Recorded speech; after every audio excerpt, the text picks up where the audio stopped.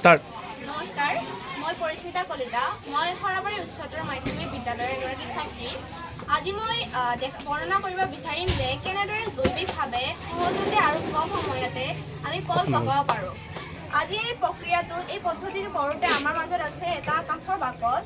এই বাকচটোৰ কাঠ আছে, ইয়াত এটা কাঠৰ লেয়াৰ আছে। তাৰ ভিতৰত আমি এটা থাৰ্মকলৰ লেয়াৰ দিছোঁ। আমি জানো যে থাৰ্মকলে তাপটো বাহিৰলৈ অহাত বাধা দিয়ে।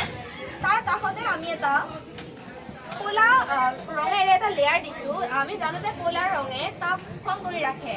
আৰু লগে লগে ওপৰতে আমি ঠিক একেদৰেই থাৰ্মকলৰ লেয়াৰ আৰু এটা ক'লা ৰং দিছোঁ।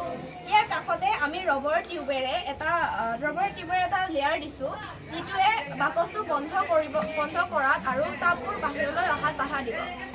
আমি এই প্ৰক্ৰিয়াটো কৰোঁতে আমি অঞ্চলতে পোৱা বহুত ধৰণৰ বস্তু ব্যৱহাৰ কৰিম। ইয়াৰ লগে লগে আমি এটা খেৰৰ লেয়াৰ দিম।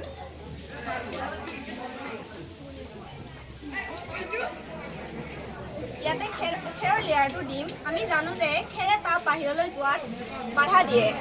ইয়াৰ লগে লগে আমি আমাৰ অঞ্চলতে পোৱা ঢেকীয়া বুলি কওঁ, তাক আমি ব্যৱহাৰ কৰিম।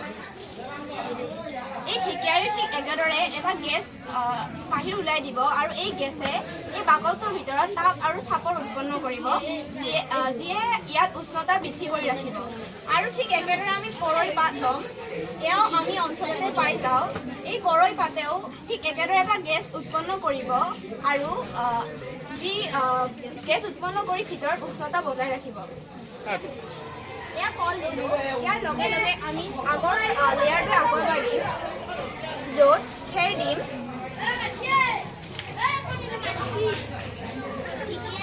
পাত দিম আৰু কৰৈ পাত দিম। আৰু এনেদৰে আমি বাকচটো বন্ধ কৰি দিম। আৰু এই বাকচটো বন্ধ কৰি থৈতে প্ৰায় ৩-৪ দিনমান পিছতে আমি এই কলক পকা ৰূপত পাম আৰু ইয়াৰ ৰং সম্পূৰ্ণভাৱে সলনি হৈ যাব। বৰ্তমান সময়ত আমাৰ বিশেষ সমস্যাটো হৈছে